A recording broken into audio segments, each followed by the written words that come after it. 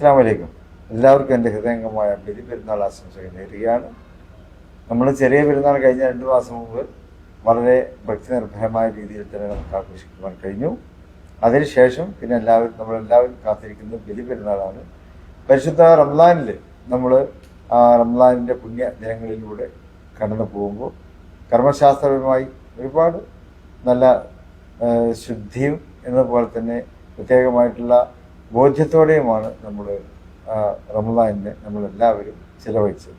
അപ്പോൾ അതിൻ്റെ ഒരു സന്തോഷമാണ് ചെറിയ പെരുന്നാൾ ദിനത്തിൽ റമദാൻ പൂർത്തീകരിച്ചുകൊണ്ട് ഷവ്വാൽ മാസത്തിൽ കണ്ടപ്പോൾ ഷവ്വാൽ 1 ചെറിയ മാസത്തിൽ ചെറിയ പെരുന്നാൾ ദിനത്തിൽ നമ്മൾ അതിനുള്ള നന്ദിയൊക്കെ അള്ളാഹുവിന് പ്രകാശിപ്പിക്കുന്ന രീതിയിലാണ് നമ്മൾ അന്നത് കൊണ്ടാടിയത്.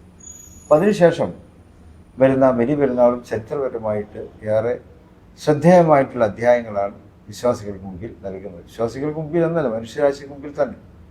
ബലി പെരുന്നാൾ ദൈവപ്രീതിയെ ലക്ഷ്യം വെച്ചുകൊണ്ട് ഇബ്രാഹിം നബി അലൈഹി ഇസ്ലാമും അവരുടെ പത്നി ഹാജറ ബീവിയും അവരുടെ മകൻ ഇസ്മായിൽ നബി അലൈഹി ഇസ്ലാം ഇവരെ കാഴ്ചവെച്ച അവരുടെ ആ ജീവിതത്തിൻ്റെ പ്രത്യേക സന്ദർഭങ്ങൾ, ജീവിതത്തിൻ്റെ ആ സായാഹ്നത്തിലാണ് ഇബ്രാഹിം നബി അലൈഹി ഇസ്ലാമിനും അദ്ദേഹത്തിൻ്റെ പ്രിയ പത്നി ഹാജറ ബീവി റളിയല്ലാഹുഅൻഹക്കും ഒരു കുഞ്ഞിക്കാര്യം ലഭിക്കുന്നു. ആ ഇസ്മായിൽ നബി അലൈഹി ഇസ്ലാം എന്നുള്ള കുഞ്ഞിക്കാരൻ. അങ്ങനെ ഇരിക്കുകയാണ് ഒരു ദിവസം അള്ളാഹുവിൻ്റെ ആജ്ഞ വരുന്നത് ഇസ്മായിലിനെ ബലിയെറുക്കണം എന്നുള്ളത്. ഏതൊരു പിതാവും ഞെട്ടിത്തരിക്കുന്ന നിമിഷമാണ്. ഏതൊരു മാതാവും ആകെ വിഷമിച്ച് ഉള്ളുലയുന്ന സന്ദർഭമാണത്. പക്ഷേ അവർ പിതാവായ ഇബ്രാഹിം നബി അലൈഹി ഇസ്ലാം ആകട്ടെ, മാതാവായ ബീവി ഹാജറയാകട്ടെ, ഒരു വിധത്തിലുള്ള ഭാവഭേദവും കൂടാതെ എന്താണ് അള്ളാഹു ആവശ്യപ്പെട്ടത് അത് നിർവഹിക്കുവാൻ വേണ്ടി മുന്നോട്ട് വരികയാണ് ചെയ്തത്. ഇബ്രാഹിം നബി അലൈഹി ഇസ്ലാം ത്യാഗനിർഭരമായ ഒരു ജീവിതം നയിക്കാൻ, ത്യാഗത്തോടെ അതിനെ നേരിടാൻ ത്യാഗസന്നദ്ധതയോടെ അതിനെ നേരിടാൻ തയ്യാറായി എന്നുള്ളതാണ്. അദ്ദേഹം ദൈവ ആജ്ഞയ്ക്ക് മുമ്പിൽ എല്ലാം സമർപ്പിക്കുവാനുള്ള ആ ഒരു വലിയ മനസ്സ്, അതാണ് ഇബ്രാഹിം നബി അലൈഹി ഇസ്ലാം അവിടെ കാഴ്ചവെച്ചത്. അപ്പോൾ ഇസ്മായിൽ നബി അലൈഹി ഇസ്ലാമിൻ്റെ സമർപ്പണം ഈ സന്ദർഭത്തിൽ ബീവി ഹാജറ റളിയല്ലാഹു അൻഹ കാണിച്ചിട്ടുള്ള അവരുടെ ആ സഹനബോധം, സഹനബുദ്ധി, അള്ളാഹുവിൻ്റെ മാർഗം, അള്ളാഹുവിൻ്റെ ആജ്ഞയ്ക്ക് മുമ്പിൽ താൻ ആറ്റുനോറ്റ് വളർത്തിയ കുട്ടി, ഒരുപാട് കാലങ്ങൾ വർഷങ്ങൾ കാത്തിരുന്ന് കിട്ടിയ ആ ഒരു ആ കുഞ്ഞിനെ അള്ളാഹുവിൻ്റെ മുമ്പിൽ ബലിയർപ്പിക്കാൻ ഒരു വിധത്തിലുള്ള മടിയും ഹാജറ ബീവി റളിയല്ലാഹു അൻഹയും കാണിക്കുന്നില്ല. അവർ ഉറച്ച സഹനം, അവർ കാഴ്ചവെച്ച ആ സഹനം. അപ്പോൾ ഇബ്രാഹിമിൻ്റെ സമർപ്പണം, ഹാജറ ബീവി റളിയല്ലാഹു അൻഹയെ സഹനബോധം എന്നതുപോലെ തന്നെ വളരെ ശ്രദ്ധേയമായിരുന്നു. ആ ബലിയെറുക്കപ്പെടാൻ പോകുന്ന ആ കുഞ്ഞ്, ഇസ്മായിൽ നബി എന്നുള്ള ആ കുഞ്ഞ് പ്രകടിപ്പിച്ച ആത്മധൈര്യം എന്നത്. ആ കുഞ്ഞ് പറയുകയാണ്, യാ അബത്തി ഇഫ്അൽ മാ തുഅ്മർ. ഖുർആൻ അത് പറയുന്നു, പിതാവേ അങ്ങ് എന്താണോ കൽപ്പിക്കപ്പെട്ടത് അത് നിർവഹിക്കുക, അത് നിറവേറ്റുക, അത് നടത്തിക്കൊള്ളുക എന്നാണ് ബലിയെറുക്കപ്പെടാൻ പോകുന്ന കുഞ്ഞായ ഇസ്മായിൽ നബി അലൈഹി ഇസ്ലാം മാതാവിനോടും പിതാവിനോടും പറയുന്നത്. അപ്പോൾ ആ ഒരു ആത്മധൈര്യം, ആത്മവീര്യം, ദൈവകൽപ്പനയ്ക്ക് മുമ്പിൽ ഇബ്രാഹിം നബി അലൈഹി ഇസ്ലാമിൻ്റെ ആത്മസമർപ്പണം, ബീവി ഹാജറയുടെ സഹനബോധം എന്നതുപോലെ തന്നെ ഇസ്മായിൽ നബി അലൈഹി ഇസ്ലാം എന്ന കുഞ്ഞിൻ്റെ ആത്മവീര്യവും, ഇതെല്ലാമാണ് ബലിപെരുന്നാളിനെ ധന്യമാക്കുന്നത്, ബലിപെരുന്നാളിനെ ഓർമ്മകൾ കൊണ്ട് ധന്യമാക്കുന്നത്. അതുതന്നെയാണ് പരിശുദ്ധ കഅബാലയത്തിന് ചുറ്റും, വിശുദ്ധ അറഫ പുണ്യഭൂമിയിൽ, വിശുദ്ധ മിന താഴ്വരയിൽ, മുസ്ദലിഫയുടെ ആ പാതയോരങ്ങളിൽ, ഇതൊക്കെ തന്നെ കാണുന്നത് അള്ളാഹുവിനോടുള്ള വിശ്വാസി സമൂഹത്തിൻ്റെ അടുപ്പം അത് പ്രകടിപ്പിക്കപ്പെടുന്ന സുദിനങ്ങൾ കൂടിയാണ് ബലിപെരുന്നാളിൻ്റെ ദിനങ്ങൾ എന്നുള്ളത്. അതായത് അത് ഇസ്ലാമിൻ്റെ പഞ്ചകർമ്മങ്ങളിലൊന്നായ വിശുദ്ധ ഹജ്ജ് കർമ്മം. ആ ഹജ്ജ് കർമ്മം നടത്തപ്പെടുന്ന വേള കൂടിയാണ് ബലിപെരുന്നാളിൻ്റെ വേള. അവിടെ മനുഷ്യരെല്ലാവരും ഒന്നാകുന്നു എന്നുള്ളതാണ്. ഖുർആൻ തന്നെ പറയുന്നുണ്ടല്ലോ, പിന്നെ വെളുത്തവനെന്നോ കറുത്തവനെന്നോ അത് ആ ഒരു വ്യത്യാസം നിങ്ങളെ പ്രത്യേകമായി ഉയർത്തുന്നില്ല എന്നുള്ളൂ. വെളുത്തവന് കറുത്തവനേക്കാളും അറബിക്ക് അനറബിയേക്കാളും പ്രാധാന്യമൊന്നും ഇല്ല എന്ന് ഖുർആൻ വെളിപ്പെടുത്തുന്നു. ഇന്ന അക്രമക്കും ഇൻദല്ലാഹി അത്ഖാക്കും എന്നാണ് ഖുർആൻ പ്രഖ്യാപിക്കുന്നത്.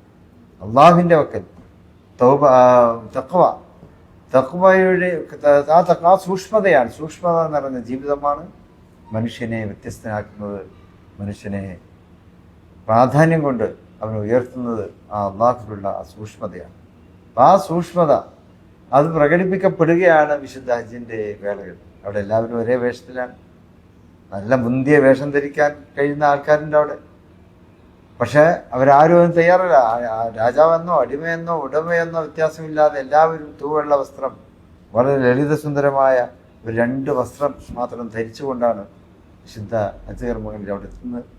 എന്നതുപോലെ തന്നെ അവിടെ ഒരേ മന്ത്രമാണ് തൽബിയത്തായി അവിടെ ഉച്ചരിക്കപ്പെടുന്നത്. ലബ്ബൈക് അല്ലാഹുമ്മ ലബ്ബൈക്, അള്ളാഹുവേ നിന്റെ വിധിക്ക്, നിന്റെ വിളിക്ക് ഉത്തരം നൽകിക്കൊണ്ട് ഞങ്ങളിതാ എത്തിയിരിക്കുന്നു എന്ന ആ ഒരു മന്ത്രധ്വനിയാണ് അവിടെ നിറഞ്ഞു നിൽക്കുന്നത്. എല്ലാവരും അവിടെ പരസ്പരം സഹായിക്കുന്നു. ഹജ്ജ് വേള അതാണ്, പരസ്പര സഹായത്തിന്റെ വേള കൂടിയാണ്. അത്രയും ലക്ഷക്കണക്കിന് ആളുകൾ ഒരുമിച്ച് കൂടുന്നിടത്ത് ഒരാൾക്കും ഒരു കാര്യവും ഒറ്റയ്ക്ക് ചെയ്യാൻ സാധിച്ചു എന്ന് വരികയില്ല.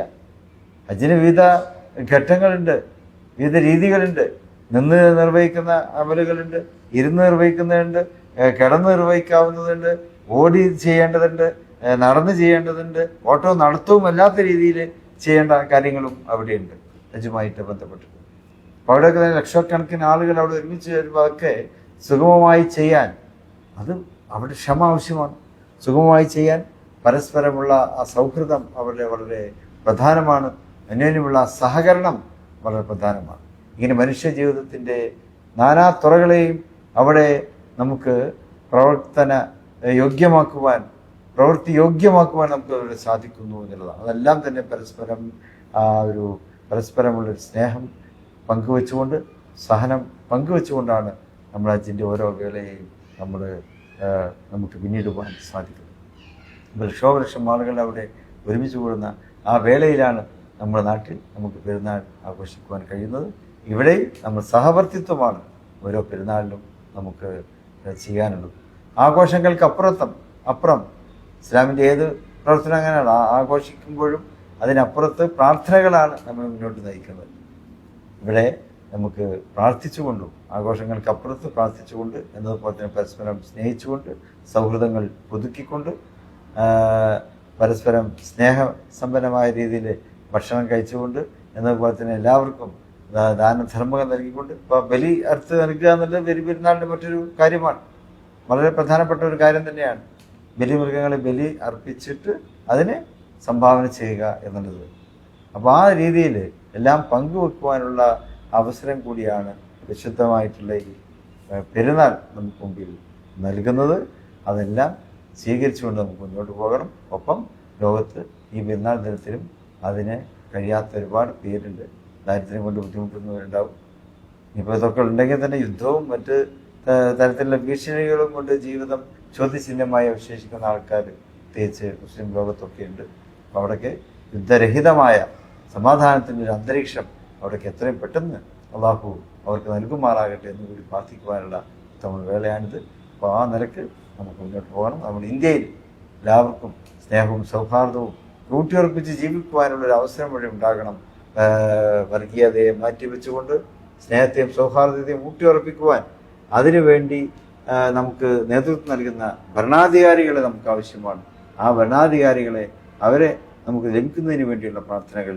അപ്പോൾ കേരളത്തെ പോലെയുള്ളൊരു സമൂഹത്തിൽ നമുക്ക് ഇവിടെ വളരെ സന്തോഷപൂർവ്വമായിട്ടൊരു അവസരത്തിലൂടെ നമ്മൾ മുന്നോട്ട് പോകും. രാഷ്ട്രീയമായിട്ടും ഭരണപരമായിട്ടും ഒക്കെ നമുക്ക് നല്ലൊരു സന്തോഷപൂർവ്വമായിട്ടൊരു അവസരമാണ് ഈ ബലിപെരുന്നാളിൻ്റെ ഈ സന്ദർഭത്തിൽ നമുക്ക് വീണ്ടെടുക്കുവാൻ കഴിയുന്നത്. അതെന്നും നിലനിർത്താൻ റബ്ബ് നമ്മെ സഹായിക്കുമാറാകട്ടെ എന്നുകൂടി പ്രാർത്ഥിക്കുവാനുള്ള വേളയായി ഇതിനെ കാണണം എന്ന് അഭ്യർത്ഥിച്ചുകൊണ്ട് ഒരിക്കൽ കൂടി എല്ലാവിധത്തിലുള്ള ആശംസകളും നേരുന്നു. എല്ലാവർക്കും ഹൃദയംഗമായ ഈദുൽ അദ്ഹ ആശംസകൾ നേരുന്നു. അസ്സലാമു അലൈക്കും.